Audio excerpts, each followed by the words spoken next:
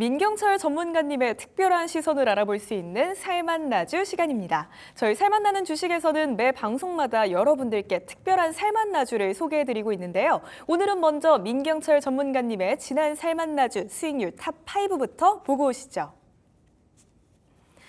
롯데 손해보험 두 자릿수대 상승률을 기록했습니다. 14.8% 오르면서 최고가 2,985원까지 올랐고요. 그 밖에 KG스틸도 8.5%, 극동규와는 6.3%대의 상승률 보였습니다. 수익 보신 분들 모두 축하드리고요. 저희는 더 큰 수익을 향해서 목표가까지 힘차게 달려가 보도록 하겠습니다. 그럼 이어서 지난 살맛나주의 AS도 겹해봐야겠죠. 민경철 전문가님의 지난 살맛나주 8월 6일에 소개해 주셨고요. KG스틸입니다. 목표로 잡은 6,500원에 점점 가까워지고 있습니다. 8.5%의 최고가 상승률을 기록하기도 했는데요. 한때 최고가가 5,970원까지도 오르기도 했네요. 수익 보신 분들 다시 한번 진심으로 축하드립니다. 아마도 이 종목에 대해서 목표가까지 다가가기 위해서 많은 분들이 기다리고 계시지 않을까 싶은데요. KG스틸 어떻게 대응해보면 좋을지 전문가님께 여쭤봐야 할 것 같아요. KG스틸 목표가 그대로 유지하는 전략으로 진행해보면 괜찮을까요, 전문가님? 네, 일단은 목표가까지 이제 보유 가능하다 이렇게 좀 의견을 드리고 싶습니다. KG스틸 종목 같은 경우는 워낙 저평가돼 있던 기업이고요. 지금 이제 중국의 경기 침체 부분들 때문에 철강주 주가가 사실 좀 좋지 않은 상황입니다. 그래서 현재 이제 KG스틸 같은 경우는 워낙 저평가돼 있고 실적이 견고한 기업이니까 제시해드렸던 목표가 가격 6,500원까지는 추가 상승을 노려보셔라가 첫 번째고요. 그리고 이제 두 번째로는 6,500원짜리를 돌파하면 이제 차트상 크게 봤을 때 7,000원 수준까지 이제 상방이 크게 열려 있는 종목이니까요. 이제 단기적 관점에서는 6,500원 목표가 전략, 그리고 부분 수익 실현 이후에 남은 수익분은 추가 시세 7,000원 플러스 구간까지 좀 추가 상승 도모해 가시면 좋을 것 같습니다. 우선 1차 목표가 그대로 유지하겠습니다. 6,500원 잡아보고요. 그리고 만약에 돌파하게 된다면 2차 목표가 7,000원까지도 염두에 두시고 대응해 보시면 좋을 것 같습니다. 지금 수익 보신 분들 다시 한번 축하드리고요. 목표가까지 저희와 함께 가보시죠. 자, 그럼 곧바로 이어서 오늘의 살맛나주도 소개를 해주셔야죠, 전문가님. 화요일의 살맛나주, 우리에게 살맛나는 인생을 선물해줄 그 친구, 어떤 종목 챙겨와 주셨을까요? 네, 일단은 뭐 오늘 살맛나주 시간에는 제가 우리 시청자분들께 두 가지 종목을 좀 준비를 했습니다. 혹시 앵커님께서는 어떤 아이돌이나 뭐 좋아하는 연예인이나 뭐 누구 있으십니까? 저는 제 평생의 첫사랑 수지를 상당히 좋아합니다. 아, 그러시군요. 저는 뭐 딱히 뭐 최근에 워낙 아이돌 분들이 워낙 빠르게 바뀌다 보니까 뭐 블랙핑크 재계약 뭐 하냐 마냐, 그리고 방탄소년단 뭐 군대 가냐 안 가냐 뭐 이런 이슈들 굵직굵직한 것들만 좀 알고 있는 것 같은데요. 최근에 이제 엔터주가 1년 동안 저점 부근에 위치했다라고 좀 사료가 돼서 첫 번째 제가 준비한 종목은 이제 JYP 엔터 종목을 준비했습니다. 제 기억이 맞다면 전문가님께서 이제 살맛나주로 엔터 섹터를 준비해 주신 게 처음인 것 같은데 맞나요? 네, 맞습니다. 어떤 이유로 챙겨와 주셨는지 더 궁금한데요. 바로 설명 부탁드립니다. 네, 일단 우리 엔터주가 바닥이 그동안 확인됐다라고 보기가 조금 어려웠어요. 그래서 어떻게 보면은 1년 동안 우하향 추세가 계속해서 이어져 나가다 보니까 어디가 저점인지 저도 궁금하고 이제 시장 참여자분들도 궁금하고, 특히나 기존의 고가에 물려 계신 분들이 엔터주 3분의 1 토막 마이너스 50% 이상, 반 토막 이상의 손실이신 분들도 있을 정도로 대형 엔터주들의 급락이 있었습니다. 이제 급락을 이끌었던 결정적인 이유가 결국에는 이제 인간관계가 굉장히 어렵다라고 하는데 그런 계약에 대한 문제들, 인적 리스크에 대한 부분들이 아무리 한류 열풍과 특정 스타가 발현되더라도 그 유효 기간이 영원하지 않을 수 있다. 그래서 우리가 주식시장에서도 사실 7월달, 6월달까지 정말 막 수익을 크게 내다가 이번 폭락장을 겪으면서 이제 손실이 나신 분들도 이제 많이들 계실 것 같은데요. 자, 엔터주 또한 전성기를 찍고 지금은 조금 자포자기 상태, 좌절의 구간에 돌입한 상황이다라고 좀 의견 드리도록 하겠습니다. 자, 저는 고점 매수가 아니라 저점 매수를 좀 선호하는 관점에서 JYP 엔터 종목의 큰 그림에서의 차트를 보여드리도록 할 텐데요. 자, 지난 22년도 6월 23일 차트 보면요. 자, 47,400원까지 낙폭을 크게 확대했었는데요. 그동안 1년 정도 되는 기간 동안 14만 원까지 주가가 3배 정도의 급등이 있었고 그 이후에는 다시 이번에 1년 정도 되는 기간 동안 이제 상승을 반납한 흐름을 보여주고 있습니다. 자, 그렇기 때문에 1년 동안 상승했고 1년 동안 폭락했고 지금은 이제 지지난주죠. 블랙 먼데이가 왔을 때 만들어진 캔들의 저점 자리가 48,000원 정도 가격으로 확인되기 때문에 자, 동 종목의 최근 2년간 저점 자리 22년도 6월달 저점인 47,000원 자리를 손절잡고 현재가 자리 51,500원 자리에서는 충분히 저점 매수 관점으로 접근을 해볼 법하다. 왜냐하면 누군가가 돈을 써서 이 종목을 14만 원, 15만 원까지 가격을 몇백 퍼센트, 150%, 200%가량 가격을 끌어올렸는데 그 시세가 다시 리셋됐습니다. 그래서 어떻게 보면은 지난 1년 동안 자, 저점인 줄 알았는데 주가가 계속 빠지면서 어디가 저점인지를 명확하게 딱 그을 수 있는 게 없었어요. 근데 이번에 폭락장이 왔고 밑꼬리가 48,000원에서 다져졌고 저점을 확인했고 그리고 2년 전 저점이 47,000원이다라는 관점에서 주식시장에 100%는 없습니다. JYP 엔터에 우리가 모르는 더 악재가 발생될 수도 있고 우리가 몰랐던 호재가 발생될 수도 있지만은 밑으로 47,000원의 손절가만 자꾸 대응하신다면 2년 만에 저점에서 안정적으로 위로는 큰 상승을 도모해 갈 수가 있겠다라는 관점에서 오늘 JYP 엔터 좀 이야기를 드리도록 하겠고요. 자, 엔터주, 화장품 관련주 이런 종목군들이 2분기 실적이 좀 부진했습니다.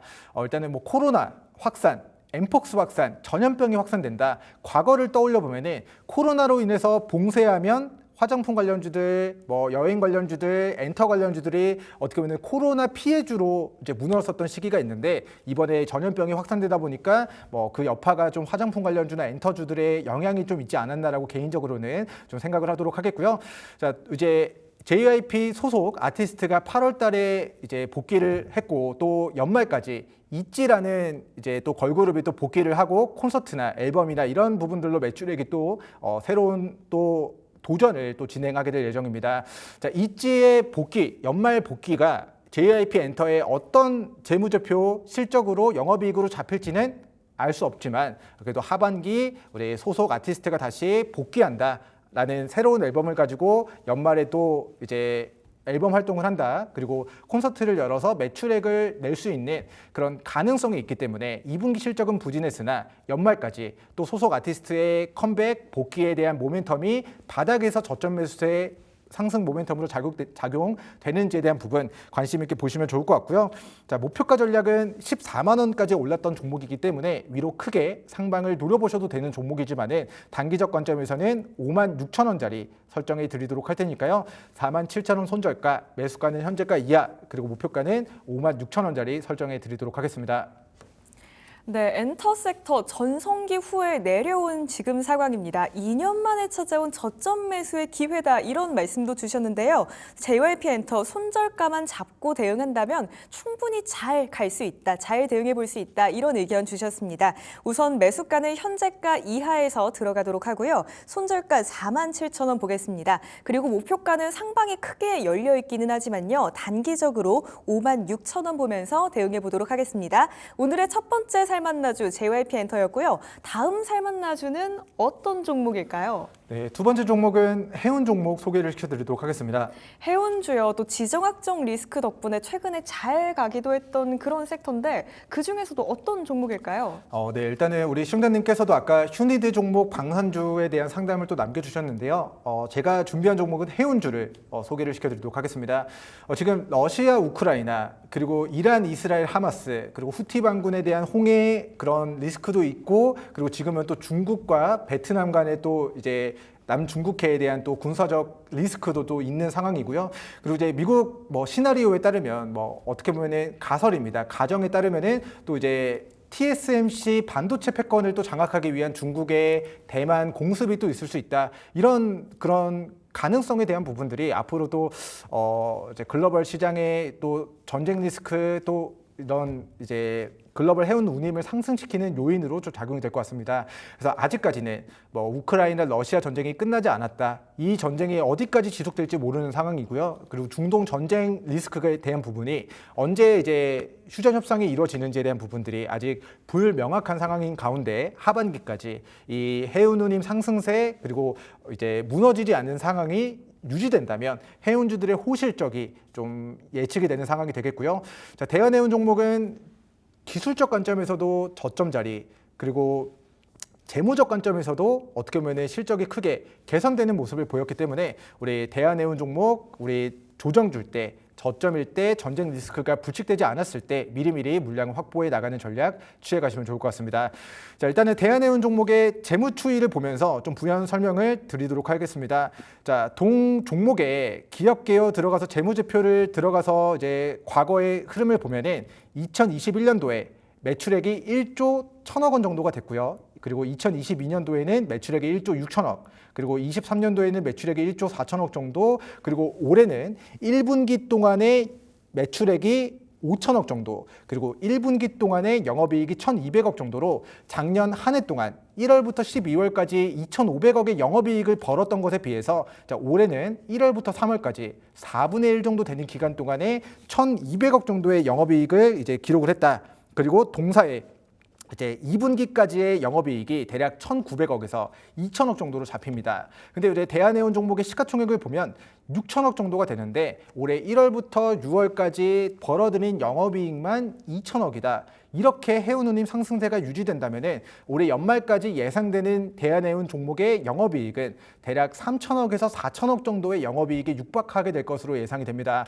자, 그러면 회사가 1년 동안 매출액을 제외한 뭐 비용 다 제외하고 이제 순수 영업이익으로만 3천억에서 4천억의 수익을 거뒀다라고 한다면은 기업 가치가 3천억에서 4천억 정도 증가된 건데 현재 시가총액을 보면 6,200억 정도로 1년 동안에 올 한 해에 벌어들일 영업이익만 3천억에서 4천억 대비 지금 시가총액의 6천억은 역대급 저평가 구간이라고 좀 생각을 해두시면 좋을 것 같아요. 그래서 3분기, 4분기 갑자기 전쟁 종결돼서 해운운임 급락하고 어제 해운주들의 뭐 적자가 발생될 가능성도 배제할 수는 없겠습니다. 하지만 현상 유지만 되더라도 3분기, 4분기까지 동사의 영업이익 3천억에서 4천억 정도가 예상된다. 그에 반면에 시가총액은 6천억 정도로 저평가되어 있는 상황이니까요. 연말까지 그리고 연말의 실적이 내년 3월 달에 공개가 되는데 그러면은 감히 예상을 해본다면 창사 이래 최대 실적이나 작년보다 더 실적이 좋아졌다라는 실적 모멘텀으로 내년 연초까지도 이제 상승 동력이 유효할 수 있다. 이런 예언 좀 드리도록 하겠고요. 자, 그리고 이제 기술적 관점에서의 차트를 보면 자, 코로나 폭락장 이후에 4,000원 정도까지 시세가 나왔고요. 이번에 작년 이제 폭락장을 겪으면서 10월달 폭락장을 겪으면서 1,600원까지 폭등했다가 3,100원까지 또 90% 정도의 폭등이 나왔다가 그리고 나서 이제 저점 다진 자리가 1,470원 가격대로 확인이 됩니다. 그래서 동사가 1년 전에 비해서 실적이 폭발적으로 증가하고 있는 반면에 주가는 1년 전 가격 수준으로 회귀하고 있는 상황입니다. 그렇기 때문에 손절가는 1,740원 구간을 이탈하지 않으면 현재가 이하 가격 저는 적극적으로 분할 매수 관점으로 저점 매수 진행하셔도 좋다. 이렇게 좀 의견 드리도록 하겠고요. 자, 목표가 전략은 이제 큰 그림에서는 3,000원 부근 그리고 더 작은 그림에서는 2,500원대 더 작은 그림에서는 2,300원까지도 이제 저항대가 형성이 되어 있습니다만은 자, 단기적 관점에서는 목표가 전략 2,170원짜리 설정해 드리도록 하겠습니다. 그래서 밑으로는 이번에 이제 한번 큰 손들이 가격을 끌어올렸던 캔들의 이제 상승을 전부 다 반납하면서 저점이 확인된 자리가 올해 4월 18일 1,740원 자리가 되겠고요. 그리고 지수가 폭락하고 무너졌을 때 8월 5일 만들어진 저점도 1,740원 자리를 이탈하지 않았다라고 한다면은 자, 첫 번째 저점 2중 바닥, 3중 바닥 부근을 깨지 않는다라고 가정한다면 1,470원 자리가 기준 캔들이다. 여기를 안 깨면 이제 저점의 물량을 모아 가시다가 한번 또 시세가 나올 때 50에서 70% 많게는 90%까지 폭등했었던 과거력이 있기 때문에 지금 조정 구간에서 물량 확보하시고 오늘 제시해드린 단기 목표가 2,170원 플러스 가격을 목표로 수익 실현 기회 잘 도모해 가시면 좋을 것 같습니다. 네, 해운주들 호실적을 기대해 볼 수 있는 상황입니다. 그중에서도 내년 연초까지 실적 모멘텀으로 잘 갈 수 있는 가능성이 있는 종목, 바로 대한해운인데요. 전쟁 리스크가 부각이 안 될 때 조금씩 모아가시면 좋을 것 같습니다. 우선 매수가는 현재가 이하에서 분할 매수로 접근해 보시는 게 좋을 것 같고요. 손절가는 1,740원, 그리고 목표가 단기적으로 2,170원 봐보겠습니다. 오늘의 살만나주 두 종목 살펴봤습니다. JYP 엔터와 대한해운 살펴봤고요. 목표가와 손절가 다시 한번 정리해보고 저희는 내일장 전략과 함께 돌아오겠습니다.